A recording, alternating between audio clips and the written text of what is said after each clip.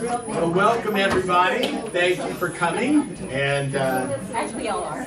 Let's go ahead and get started. Let's start with a word of prayer. Dear God, thank you for this beautiful day. Thank you for the journeys that we get to take in this life. They're not always easy, but what we do know about every journey is that we never walk alone, and we thank you for that. So be with us as we have the chance to share, Jeannie and I, a little bit about our experience, and also may it encourage people in their own journeys, whether it's on a Camino or just a journey through their own individual life. In your name we pray. Amen. Amen. So first I want to thank Jeannie just for being willing to go on this trip with me. This was my bucket list item, and Jeannie graciously agreed to go with me. And so it was, the Buen Camino is a phrase that is a greeting that is used on the Camino, and it means good way, good journey. And I will say, I will try not to speak for Jeannie, and she was going to chime in when she wants today, but I will say for myself, it was a very, very Buen Camino. Our Camino began with really a sense of gratitude, a sense of generosity, and a sense of gracefulness. I'm grateful that we were able to take this journey, that we were in physical condition to be able to do it. We completed the journey literally. Some people don't believe this, but we didn't have one blister. My only injury came when I walked into a pole looking at my app to see how far the hotel was, you know, rung my bell for a moment, but I survived. And just grateful. This week on the 25th will be 8 years since Jeannie's heart attack, and this month it was 7 years since my 3 stents. So truly a sense of gratitude that we could do this. And one of the things that I also realized was how important preparation is for showing up in life. There's some things we can't prepare for, but there are other things we can. And Jeannie and I have done a lot of things over the years, physical challenges. You know, years ago we were running marathons, and there were many times I was doing something physically that I really was not as prepared for as I could have or should have been. But I will say for this trip, I was well prepared, and Jeannie was well prepared, and the benefit of that was huge. Seeing people stopping on the side of the road, you know, managing huge blisters and, you know, just struggling. Not to say it wasn't a physical challenge, but the preparation actually made the trip that much more enjoyable. And so one of the words, a little bit of this, if you were in the sermon series for the last 5 weeks prior to Jay's series, you know, some of it will sound familiar, but a little more in depth, a little bit different direction. Altria is a Latin word meaning go beyond. And for me, this was about going beyond where I was in my own life, going beyond to find a new, understand a deeper sense of purpose, understand more about who I am. And one of the beautiful things about some of the phrases from the Camino, Altria being one, Buen Camino in Spain, Bon Camino in Portugal, was that you're on this journey with people literally from all over the world. And language is often a barrier. And yet, with these words, you were reminded of the unity. You were reminded of our oneness. You were reminded that we are all part of this family. We're all on this journey together. And so you could greet someone with Buen Camino, and that may be the only thing that the two of you would understand speaking together, but you knew what it meant, and you knew that there was compassion, there was joy, there was a partnership with that person.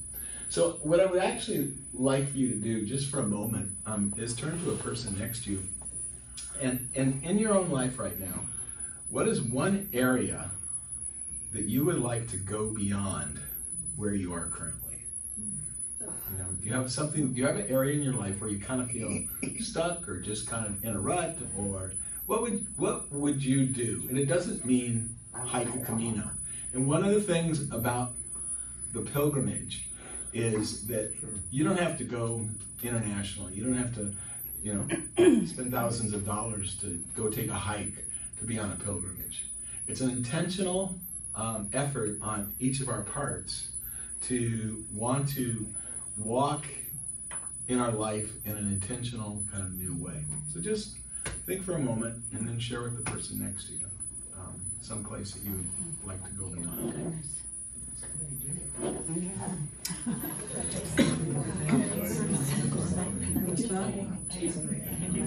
That's not up to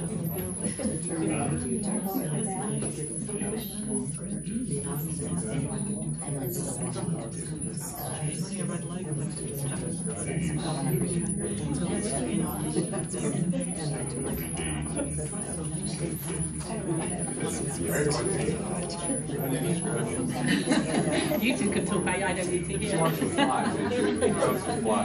He could have the same things. I think for me, I'd like to get rid of all of my stuff. I don't want to look like that. And I just need to have process, and I just want to be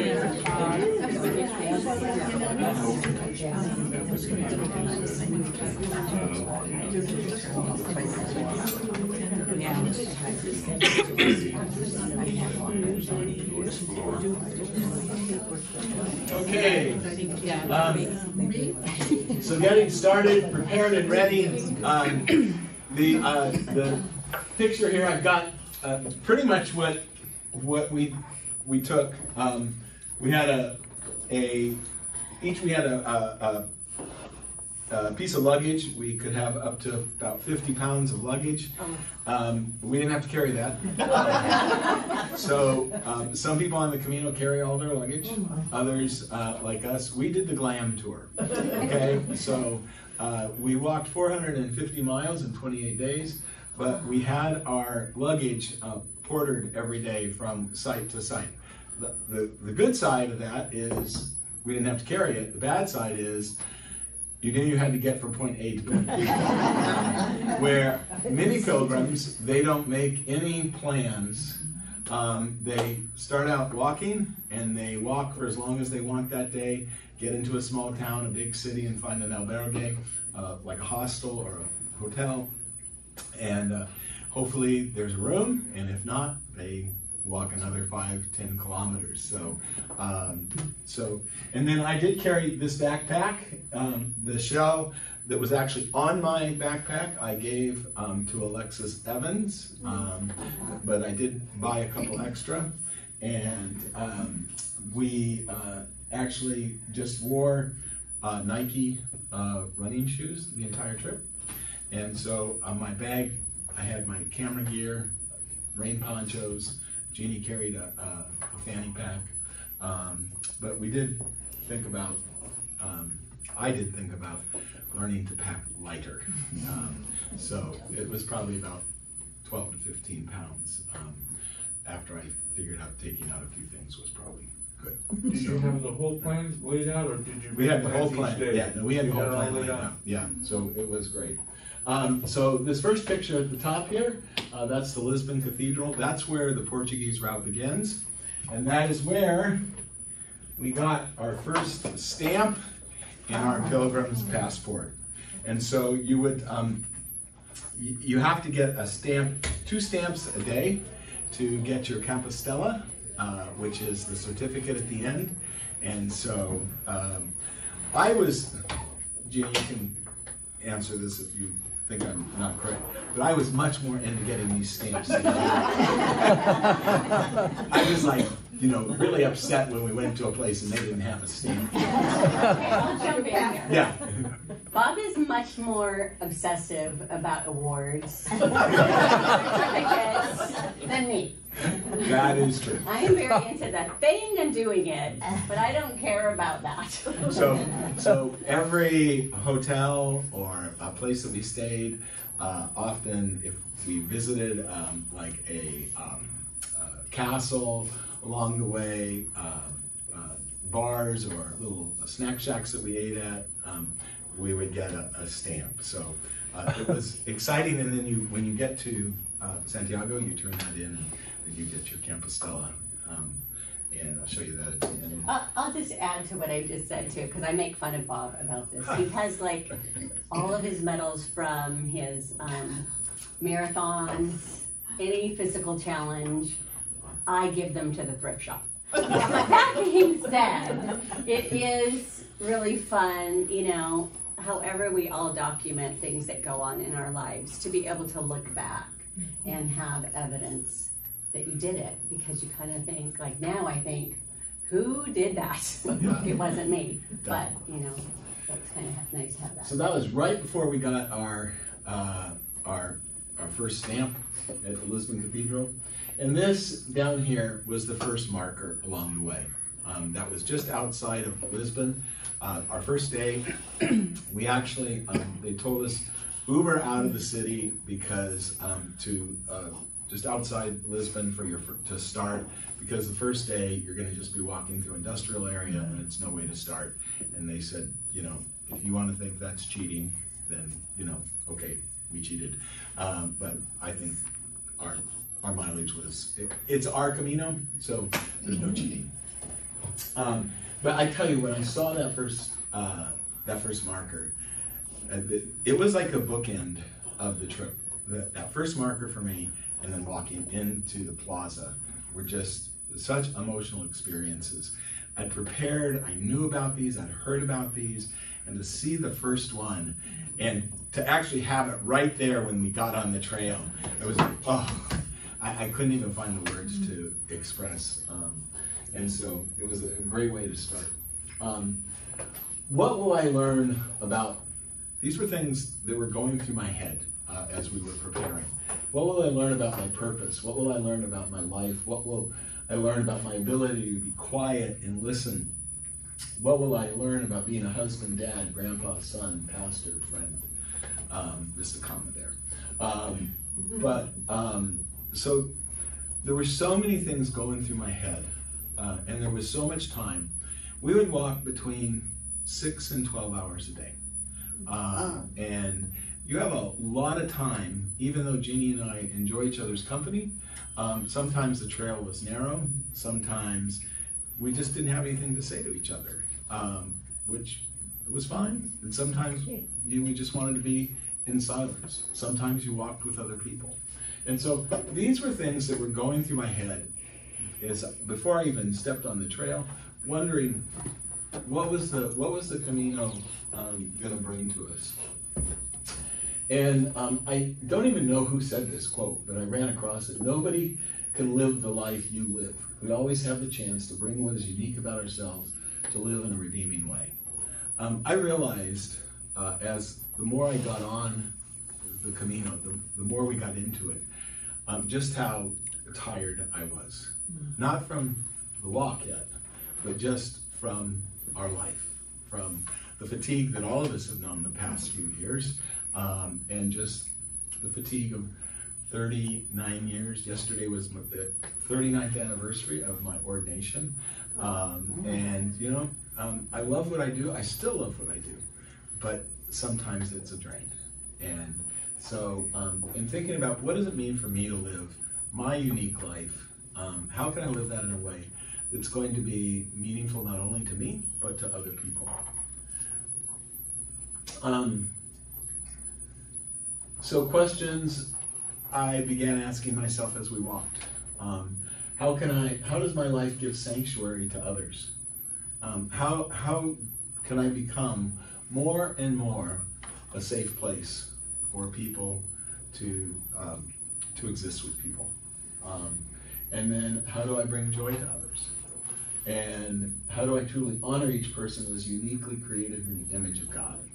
I'm going to talk in a little bit about some of the different people we met. But there is one guy, and I don't even know that I shared this with Jeannie. It was more kind of as I was writing this that I was recalling it. There was a guy, his name was Luis Enrique, and he was from Colombia. and we had very little language capabilities with him.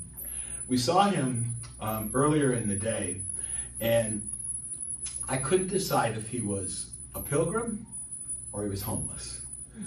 He was carrying a pack and walking, but he was filthy, and he was wearing kind of a hoodie.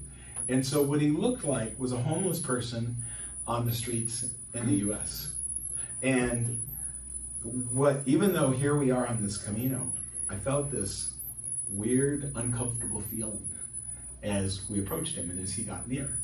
Like, is he safe? And then I was upset with myself that I was feeling that, because I had no indication. He wasn't behaving badly, wasn't doing anything other than just an appearance. And at one point we came parallel, and we communicated the best we could. Well, it turns out he was on this walk from Colombia. His wife had died. He had 4 children. They were being cared for by family. And he was on this walk best we could gather because his wife told him to go on the walk before she died, and this is how they were going to be connected. You know? And so thinking about how do we see people, and how we truly are all one family, not just on the Camino, but in life, and how easy our stereotypes, it really was kind of a convicting moment for me. Our stereotypes can distance us from each other. So early on in the hike and the pilgrimage, Jeannie, we were talking about what we wanted to learn. We were having dinner, and Jeannie noticed that oftentimes when we would meet people, I was so excited to tell them about why I was doing this and who I was, because I really was excited. And she said, you know, I think you'll have a much better experience if you speak less and listen more. Powerful words. And if that was probably one of my biggest takeaways as I rattle on here. But it was one of my biggest takeaways from the Camino. It was not just about the Camino. It was about my life. And that's one of the things about the pilgrimage, is it's not about the pilgrimage. It's about our life, what we learn about ourselves, what we learn about others, what we learn about God, and where we see ourselves fitting in. We met a woman on the trail. Her name was Rosemary Daly. Rosemary was a 40-year-old pediatric dentist in Dublin, Ireland, and she was absolutely delightful. And we just kind of stumbled on her. It was about 3 days into the hike, second day in, I think it was. And she was walking all by herself, which was really interesting. There were many women doing the Camino alone. She started talking to us because there was a guy who was doing the Camino who was kind of following her and kind of creeping her out. And we looked a little bit safer, and so we started walking, and before we know it, we had walked 6 miles with her. She was very well read, and she had this great quote from Jimi Hendrix. We speak knowledge, but wisdom comes through listening. That's pretty profound. That is. Yeah. Wow. For an American guitarist, no less. So these were my 3 big themes, in a sense. Intentionality, fatigue and rest. Well, that should be a G. Are you? Hydration and dehydration. So intentionality. How do we live intentionally each day? Do we live each day just by accident? Do we just get up and see what happens? Or do we make an intentional effort to live out whatever that purpose we see our life as? What does that end up looking like? How do I choose to respond to the circumstances of my life? Yesterday, I called Virginia Cronline. Virginia is a member here, and she fell and broke her hip, and had replacement, and she's now in a rehab facility. And we were talking, and she said, man, I hate it here, you know, and my knee's swollen, so I can't really do the rehab work right now. And then she paused and she said, yeah, but she goes, I'm not sitting in a basement in Ukraine. Yeah. You know, perspective. What's our perspective on life? And it's not a matter of, oh, someone always has it worse than me. But it's about what do we choose? What do we choose to see? What do we choose to focus on? There's plenty to focus on in our own individual lives of things that are painful, hurtful, we wish were different. But there are also, if you take a moment and a step back, I think everyone can find those things also that are opportunities to be given joy, opportunities for things to be thankful for. I ran across this story in one of my devotions that I was reading on the trip, and a rabbi, a sitting rabbi, Zusia, I think is how you say his name. He said at the end of his life, he said, nobody will ask me when I get to heaven, why weren't you Moses? They will ask me, why weren't you Zusia? I thought, wow. So often we see other people that maybe we wish we could be more like.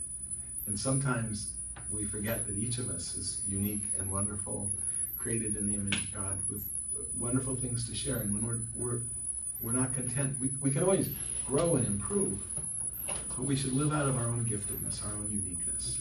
And that was something that just rang true on this walk for me. And what was actually quite nice on the walk is I very seldom told people what I did and for a living.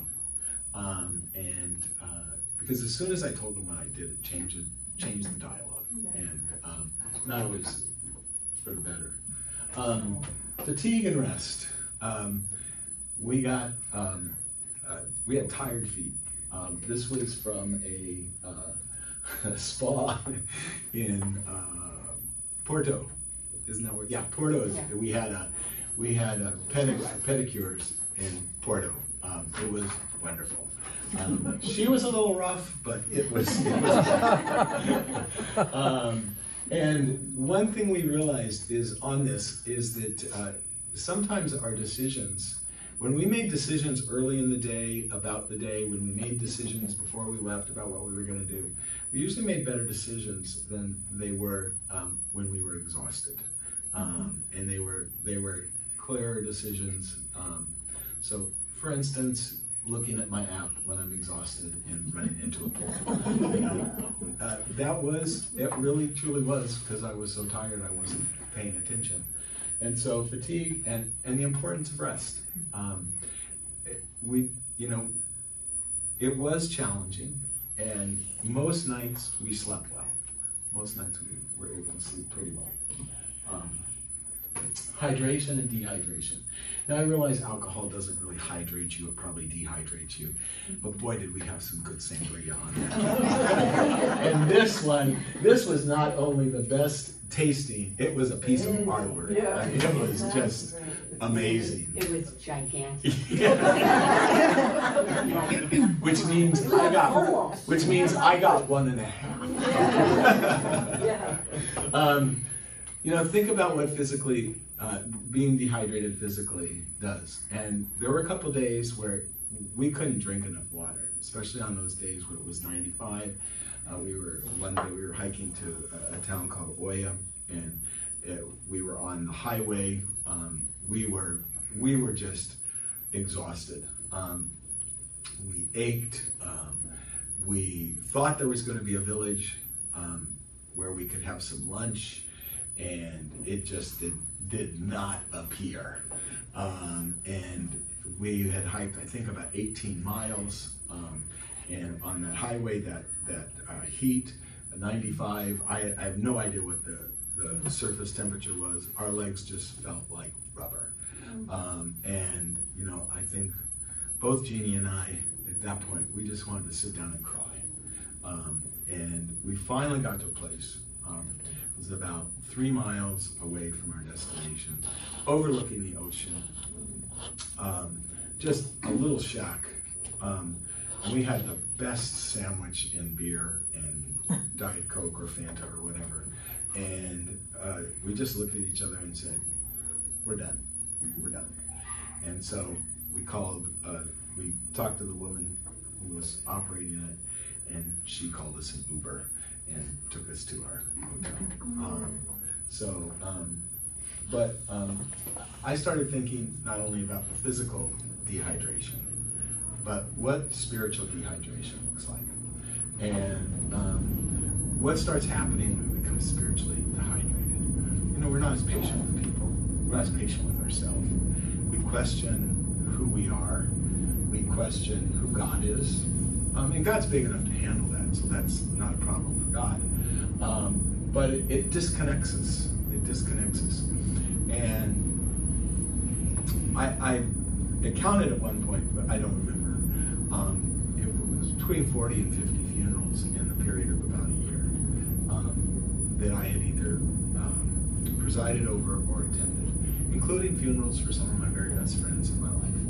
And I realized I was just spiritually I was drained. And there were some things I was angry at God about.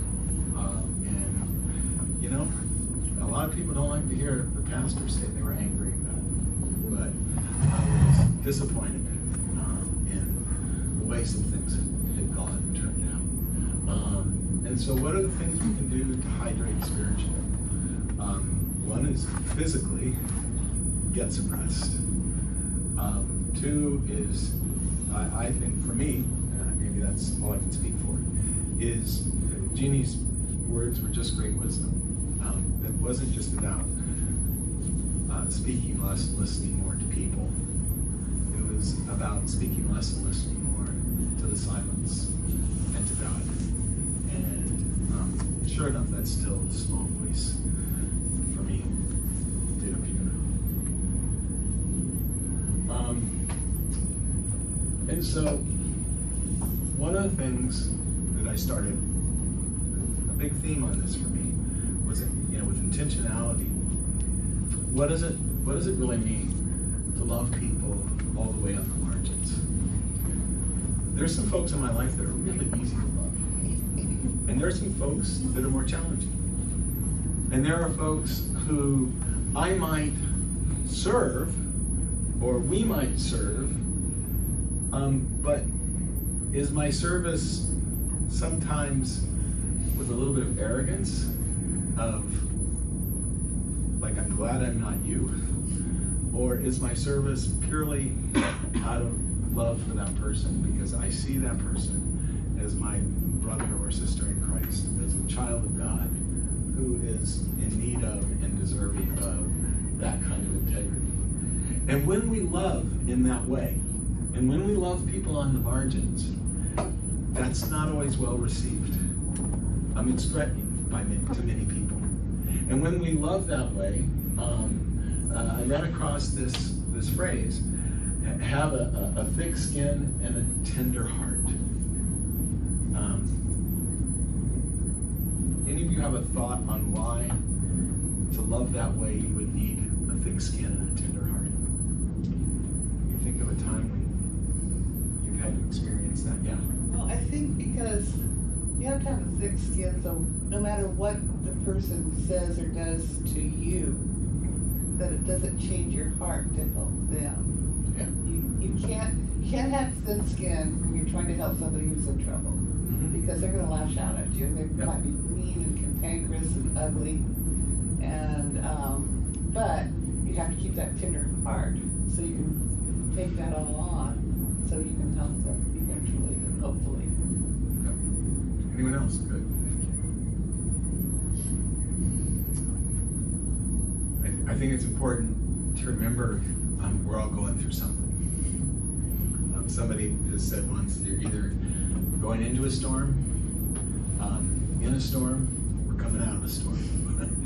And that's a helpful reminder. This is a phrase you would hear a lot on the Camino. Camino won't give to you what you want, but it will provide for you what you need. And these two pictures here, the first one, most of the signs, many of the signs, the arrows and the shells are pretty clear. And I had the Camino Ninja app, which was a GPS app, and it could tell you if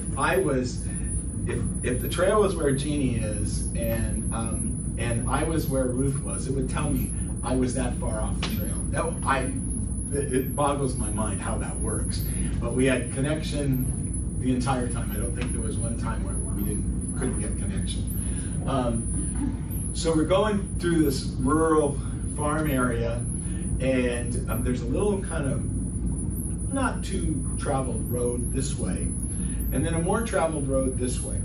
And so we're talking and we're just walking, and here's this guy. And we hadn't seen anybody for an hour. And here's this guy plowing in his field, and he sees us and starts waving us down, pointing us the other direction. Who knows how far we would have gone? You know, we never got too far off the trail. Jeannie says I was lost a few times. We were never lost. I was just taking a creative route. But there were a couple times where we did get off of the official trail. But it was like over and over, there would be somebody right there. We weren't asking who would direct us. We were off in the woods one time, and all of a sudden the trail disappeared. They were doing some logging, and it was like all gone, and it was just nothing. It was just, and there were these bicyclists coming kind of cross country through the terrain, and we were going up a mountain that we had no reason to go up, and they redirected us. I mean, it was over and over.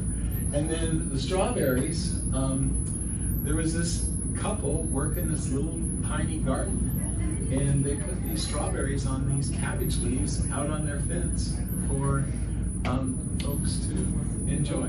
And so over and over on this trip, we found that Camino seemed to always provide what we need when we needed it.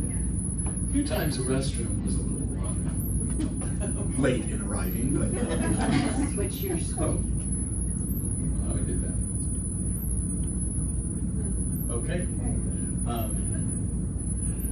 So, you know, these are some of the typical signs that you would see.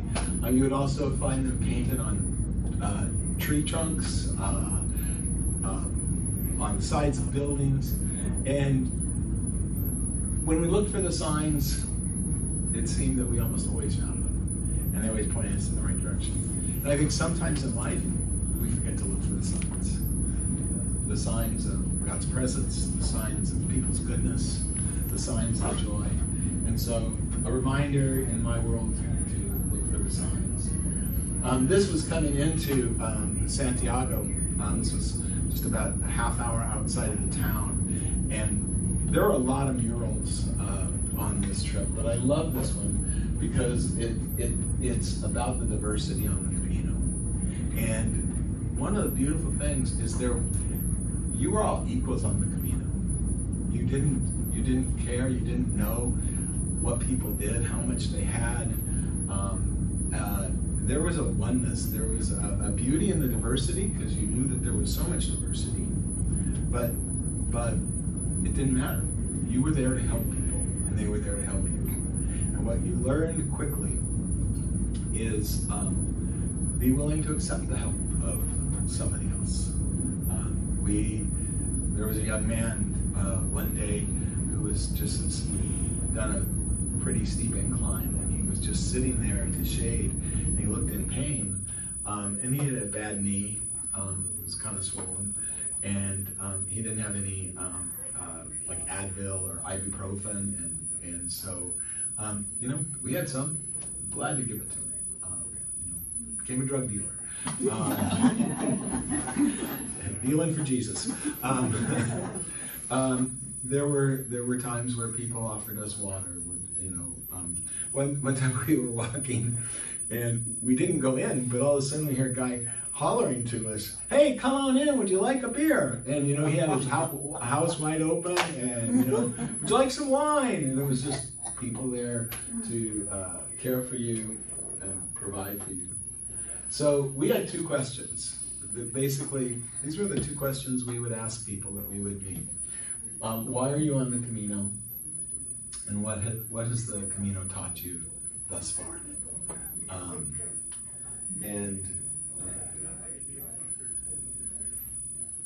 And so that was questions to the people that we would meet.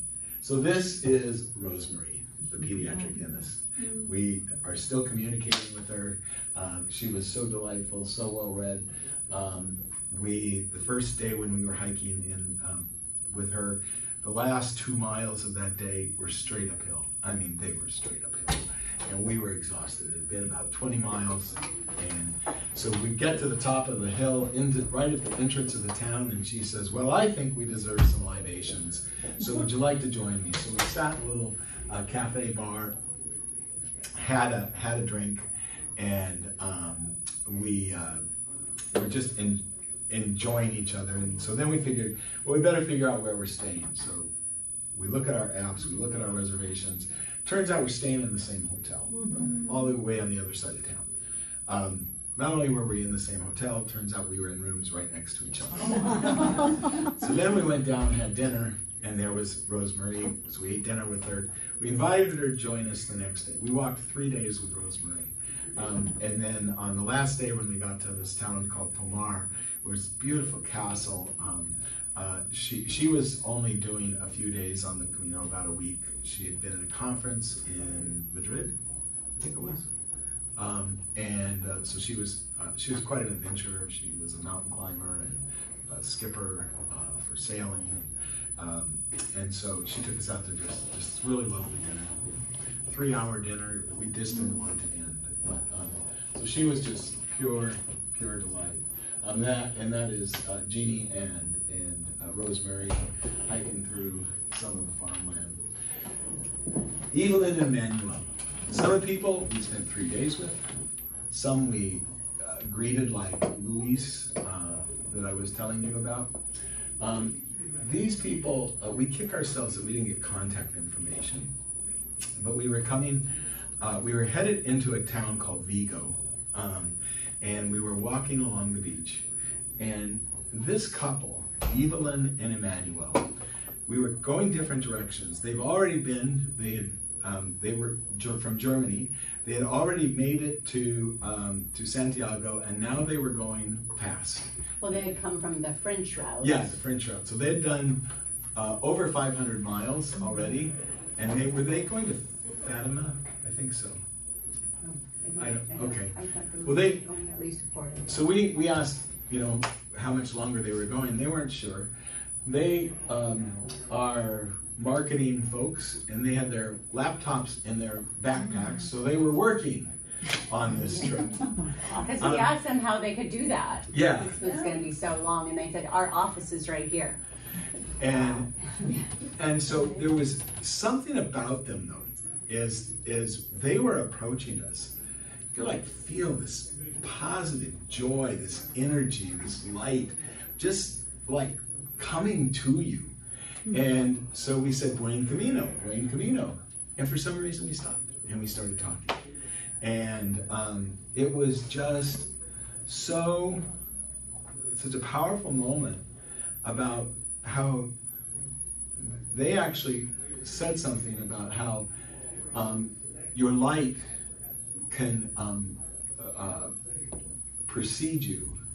It can come, your light and joy can go before you, and that we can impact people. Your energy goes before you. Goes before you. Yeah. And they just shined. It was like they were trail angels or something, And then we parted, and they just stuck in our mind. And then we thought, we should have gotten their contact information. But it didn't escape me that his name is Emmanuel. Yeah, yeah. So, yeah, we really regret not having gotten their information. They were just delightful, but then you look at life, and I think we all experience that you have these encounters and you might not stay in touch with those people, but for that moment, it is such a gift, and that won't ever leave you. Right. Yeah, but if you'd got their contact details, it would have been like your stamps, wouldn't it? It would have been, yeah. There you go. Yeah. Very good. Sometimes memories, you know. Yeah, you don't have to collect them all. Yeah, and it's true with, you know, pictures too. You know, there's times like, it's like, oh, I missed that shot. Dang, oh, that was have been my best shot. Speaking of my best shot, right here. I love this. This guy was playing, I forget what they call them in Portugal, but they're bagpipes, and they're a very popular instrument there. And he was just out on the trail playing this bagpipe. It was just For the Camino walkers. Yeah. That was his gift. Yeah, and it's like you're walking, and all of a sudden you start hearing this music, and you're like, no, I'm hearing it. The silence is getting to me.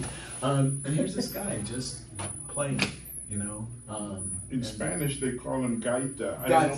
That's Maybe in Portuguese, it may be similar to it's very similar to that. Yeah. So, but it was just beautiful, and I just love that picture. I love his eyes. Did you, He looks wild. like at the end of the day, did you put notes in your phone, or how did you, it's like some of this, how did you remember names and things like that? Just from memory? So, every few days, I would, and Jeannie would write in a journal. And so, I thought I'd write every day. But honestly, after 20 miles, there were days where there was no juice left in the tank. We started out writing every day. Yeah. And it was like, okay, wait, it's been several days. We have to write now. Yeah. Because we'll forget. Sure. And then I would write, I really tried to limit social media, and so I would only post once a week on social media.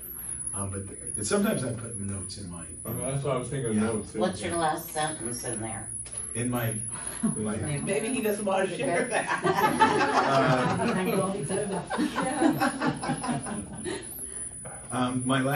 The last sentence in my journal is, there are so many people that do not see the world the way that I do.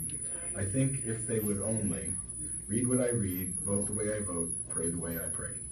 And it was, you know, I probably should have finished that thought. That, you know, but that doesn't make them different than me. We're all the same. Or less. Yeah. But if you so you walk 20 miles and you're worn out, did you always still take time for dinner and stuff like that, or did you? I did. Sometimes. Sometimes Jeannie was not real hungry at dinner. But I You still usually, eat. yeah. Uh-huh. No, I never missed a meal. Well, that must have been a nice positive way to end the day, though. At least It you was. sit down together and you. It was, yeah. Yeah, and we'd always look for somewhere, you know, fun, unusual. I mean, there weren't always a lot of choices. Yeah. Either. Yeah. So sometimes there was one. Yeah. There was one time we were hiking and walking, and we were really hungry. And we got into a pretty good sized town. We saw a big sign for Burger King. I'm just like, I'm so hungry. We couldn't find the road there, so we just stopped at some other small place, which I'm actually glad that we did. I did in Porto. They had a Starbucks. And I did break down, and I did get a Starbucks. Jessie was a woman from New York. She grew up in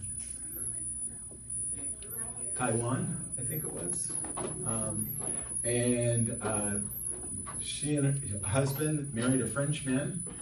They had both become U.S. citizens. They had 2 children. She was hiking this alone. And she was a really interesting person, because when we would ask this, why are you on the Camino? There were as many reasons as there were people. And even though this is seen in religious circles as a spiritual pilgrimage, a lot of these people are not on it for that reason at all. But one of the things about this journey is that you would run into people over and over again, because you're on the same path. So you may have gone 12 miles one day, and they went 9, you know. And the next day maybe they're leaving earlier than you, and you cross paths again. And so we walked on this day quite a while with Jessie, and she was clearly, she was one of the few people that she asked what I did, and I told her, and then she immediately told me she wasn't on this for any kind of spiritual. Cool, you know, that's okay. But we ran into her probably 4 or 5 times. We had drinks with her once, and it was so fascinating, and we saw this with some other folks that we would run into, is that almost everybody, by the end, was having some kind of spiritual renewal, some kind of spiritual questioning. Not necessarily Christian, but we were meeting with her, and all she could talk about were these people that she had met, and the meditation that they were doing, and the kind of Zen for life that she was experiencing. And she just kind of wanted to unpack that. So it was very interesting. So she was quite a character. It was our second to last day, and we had been really fortunate with overall great weather. We had some hot days, we had a few days where it was misty. We got up this day, and we were headed to Padrón, right? Yeah, we were headed to Padrón, and we were having breakfast. I got up for seconds, and Jeannie started talking to this couple behind us, and turns out they were on the Camino also. But it was also just starting to rain, and the route that we were supposed to go on looked like it was supposed to have a fair amount of like rock, and the rock could be pretty slippery. And Mary Ann is a cancer survivor, and breast cancer, and they were kind of hiking this as part of their gratitude for that hike. They were from Copenhagen, spoke great English, way better than our Danish. And so we sat and had coffee with them for breakfast. And they had decided that they had hiked, I don't remember where they started, but they were just 2 days away from finishing, and they didn't want to risk the slippery rocks and getting hurt. And so Jeannie and I went back to our room, started getting packed up, started raining more. And one thing I told Jeannie, if there's any day where you don't want to, don't feel like you can, or I don't want to, or I don't feel like I can, we will call that a rest day and we'll taxi or Uber. And so we got talking about them and the conditions that we were looking at, and we decided, you know what, let's store up for our last day of hiking and make that really a great day getting into Santiago and not take that risk. So we're going to check out, and there's a taxi there, and I said, could you, he was obviously waiting for someone, I said, could you please call us another taxi? And just then, Mary Ann pokes her head out of the back and says, oh, would you like to join us? So we drove to Padrón, where we, again, were staying in the same hotel as they were. And we spent the whole morning, just this delightful morning, this conversation about Denmark, about the US, about life, about kids. So they were just so sweet. And then we went our separate ways, and they were taking 2 days to get to Santiago, where we were taking 1.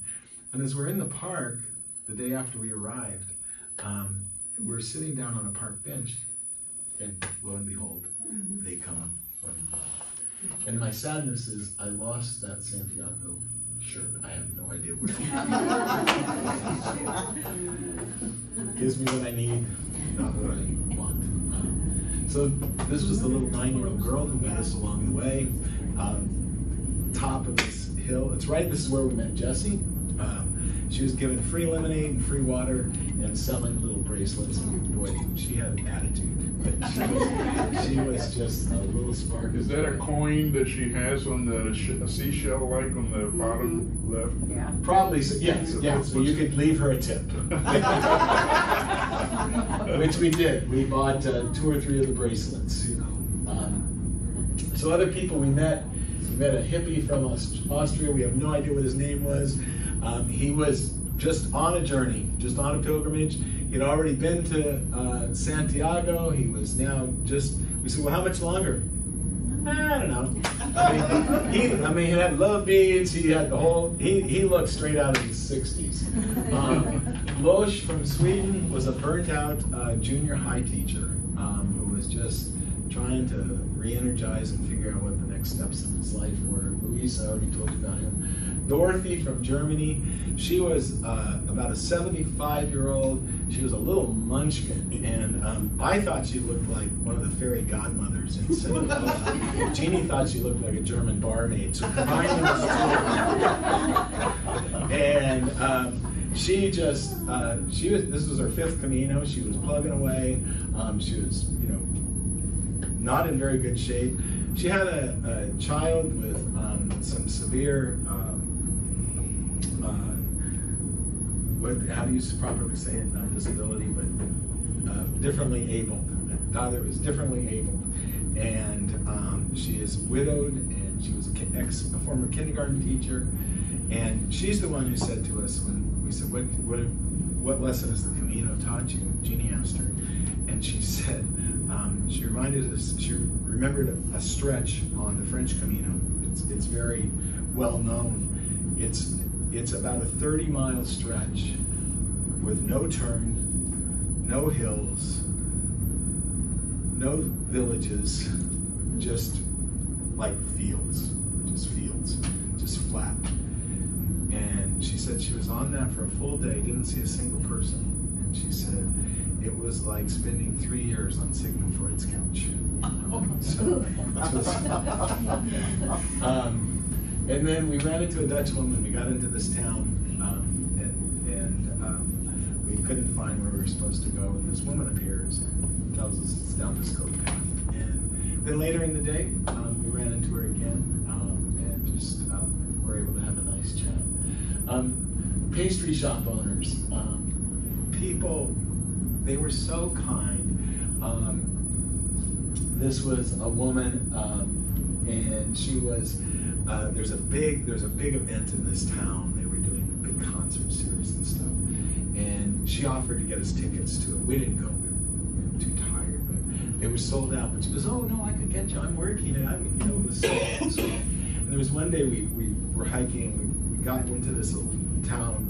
We were very tired, and there was this hole in the wall, little pastry shop, and it was actually, you wouldn't have noticed it from the outside so much. You went inside, it was clean, modern, fresh. Well, the fellow who operated had lived in Texas. He was from that town. And we just had this delightful conversation. And then as we were leaving, he gave us 2 pastel donadas. They're Portuguese pastries. It was like his gift to us. The food and the water was nourishing and hydrating, but his gift hydrated the soul. And then we ran into, just as we were entering Vigo, we were in this really just ugly part of town, going through shipyards and stuff, and we run into this strikingly handsome young man, probably in his late 30s. He is a chef from Croatia. He'd been cooking in Paris restaurants, but he was just tired of that life and he wanted to do something meaningful. And so, and he would stop in every single church or chapel to pray along the way for guidance and direction for what he's to do next.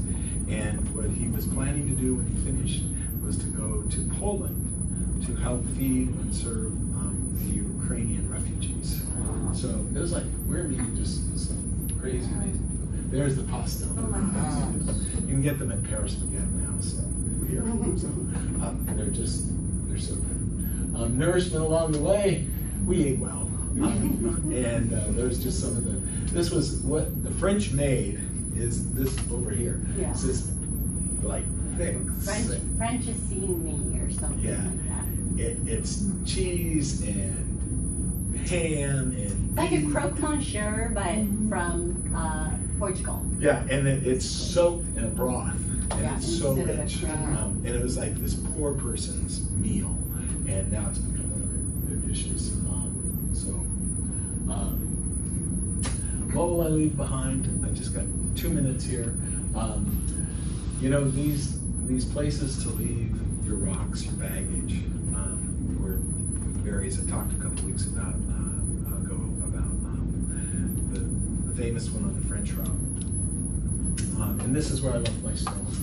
And to leave something that's weighing you down, to leave a weight. You know, during COVID, many of us lost lots of things. We lost freedoms, some of us lost friendships, relationships. And so there was some weight that I felt like I was carrying baggage. And that's what I tried to leave there. And it's helped. It was an intentional choice. Jeannie's helped a lot with that for me, to the point where she even said, let's just, some of those people that we felt like we lost friendships with, let's just simply go out to dinner with them, with no expectation of them having to apologize, or having to relive all that, but just say, can we start fresh? And let's just go from here. It may never be the same, but it has lifted a burden.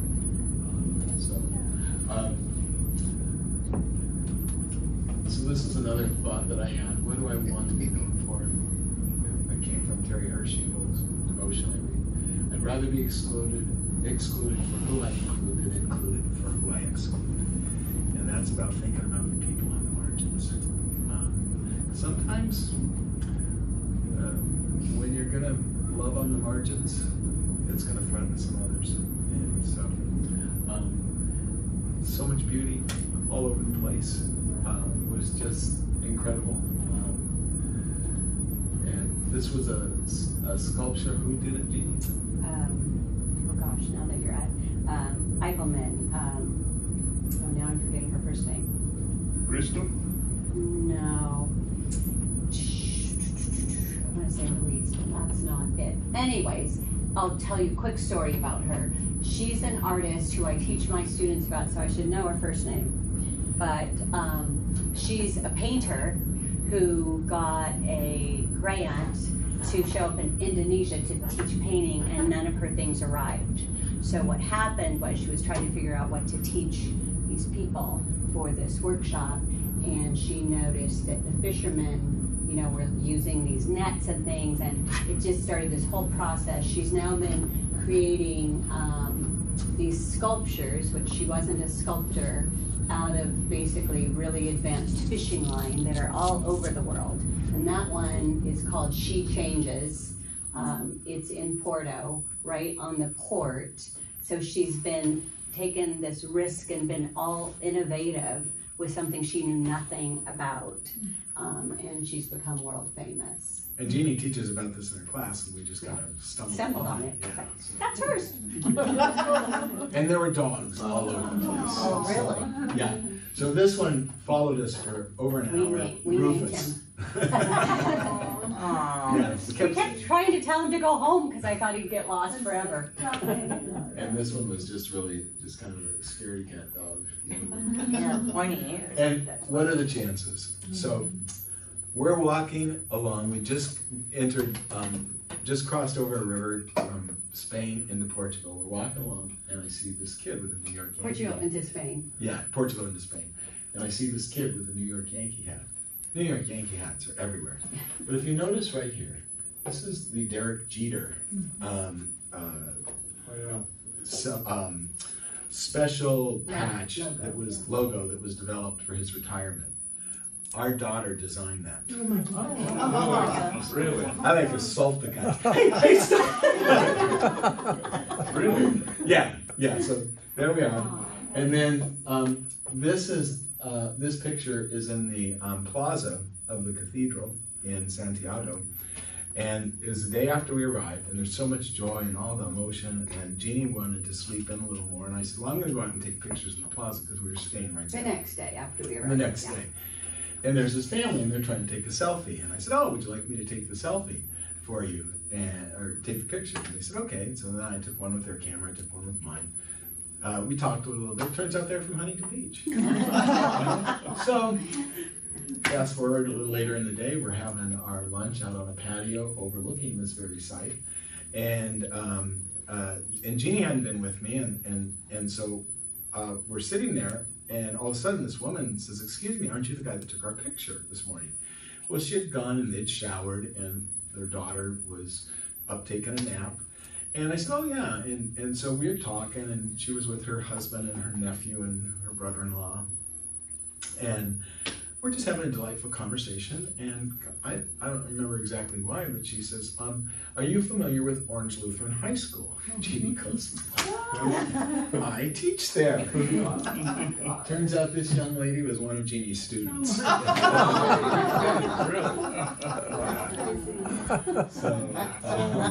Small girl.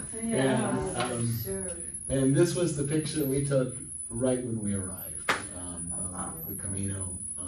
And it was just arriving in there. And if you want to join us on a Camino, the summer of 2024, for your own Bom Camino or Buen Camino. So, any questions? So you're going to do it in 2024? We're going to do a shorter version. We're going to do the 60, about 60 miles. We're going to do the French route from, I think it's called Saria. And so 60 miles will qualify you for another trinket. Qualifies you for the. See, you can get a distance certificate, but the actual that says you hiked it. But the actual Compostela is this one. And here's the Compostela one. So this is what it looks like. It's written in Latin. I really have no idea what it says. And it's stamped. But it says, it's official. And it says, "We rock." That's what Yeah. And does it get you 7 years off your time in purgatory? Yeah, that's right. And then this one is about how far we went. This one is everybody. It's interesting. So my younger brother rode the Camino. People can ride a bike, and he rode it. And my younger brother's not particularly into the spirituality side of life, but so he and his buddy went to get their certificates, and they ask you, "Why are you on the Camino?" And if you say, it's a spiritual pilgrimage, they give you the nicer certificate. And if you say, for exercise, whatever, they give you just the mileage one. So my brother's friend said, "Well, I'm on it for spiritual reasons," so they give him this really nice one. And my brother said he was on it for distance, and they give him the less nice one. And he goes, "Wait, why is his better?" "Well, he's on it for spiritual reasons." And my brother goes, "Well, so am I now." So he had to argue with them, but they finally gave it to him. So any other questions? He just found God. He just yeah. I've got one for Jeannie. Jeannie, did you get to do any of your artwork? I know you said you were going to take some things. Did you ever? I did not. I thought I would, and I took watercolors, I took pens, but it was really hard to motivate because we were so tired when we were gone. Right, okay. So, so my goal then has been to look back at our photos and do some artwork. Okay. I had envisioned in my head walking along the path and then taking breaks and sitting on a stone. I'm a little idealistic. That would be a movie. Yeah. The movie version. Yeah. The movie version, yeah. Yeah. Out of the 5 Caminos, what made you choose the Portugal one? A deeply spiritual reason. When I told Jeannie that I wanted to do this and asked if she would come along, she said, "If you do the Portuguese route, because it's shorter, and if we can do the coast, because it will be cooler." So she was right on the shorter route.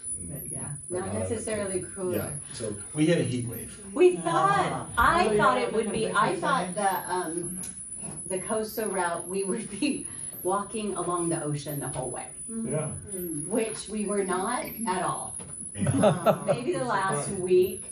And that happened to be really some of our hottest days because there was no wind on those days, which I think was kind of unusual because of the heat wave. So it traces the coast, but you're inland.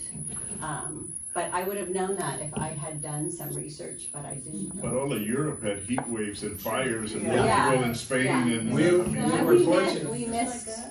Yeah. We missed those. You know, I mean, even the heat wave part we got. Luckily, we were kind of at the front end, so we were a little ahead of it, and it was more internal. So now that you're back in the hubbub of daily life again, have you been able to maintain or keep that time for silence, or that how does that carry over? That is the biggest challenge. For me, I relive it almost every day, and some of it I do just through the social media app that I'm on with Camino de Santiago, and reading about other people's journeys, and then I do try to take time.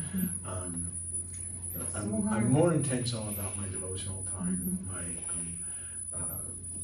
Almost every morning I write in my gratitude journal. I write in my journal just about the day ahead. So I am trying. And it has been, the last month has been more challenging just because of my mom being on hospice and my brother, who is usually been the primary caregiver. His wife has stage 4 cancer, and they're in Vermont doing a bucket list thing for a month. So getting her all on that is, and it's not a complaint. You know, cherishing that time, but it is a challenge. It is life, and so it's hard. So when I go look at my Camino stuff, it reminds me to take a step back. But I think that's a really good question, because I think one of the parts of the Camino for both of us was how our lives get going so fast that we don't stop and listen. And can we control that? Can we be more intentional about that? And just looking for little ways, even, you know, like we don't need to all go on a Camino like this, but what are the little ways that we can do that to slow things down, or just to reflect? Which I think is a super important question as we're coming out of COVID. And we were driving back from LA yesterday, and it's like, okay, I think everybody is on the road, you know, whereas it used to be not, and you know, and so what does that look like now for us as we kind of reorganize our lives, you know, and then bring our faith to that. How many days would this 2024? Well, probably, I'm thinking it'll probably be like about around a 2-week excursion from beginning to end, and about 7 or 8 days to walk the 60 miles, something like that. Yeah. So, how much in advance do you have to, like, you know, we'll probably like a year before we'll start marketing it for signups and stuff, so people can start paying for it. But as I said, we saw people all different ages and abilities. We saw a family was like a 4-year-old doing this hike, you know, with 3 kids. We saw, and not everyone did, like I said, you know, 450 or 500 miles. Some of them were doing, you know, 60, and some people are only doing like 20 or 30 miles. They're just doing sections, and they come back and do sections at a time, given the amount of time they have for vacation. So, but I guess you know, what I bring back to you is that pilgrimage is not about the Camino. Pilgrimage is about an intentional way that we choose to live each day, and it's a journey of faith, and it's a journey of, you know, silence, but remembering that we don't walk alone. So, well, thank you guys. I hope it was enjoyable. Thank you.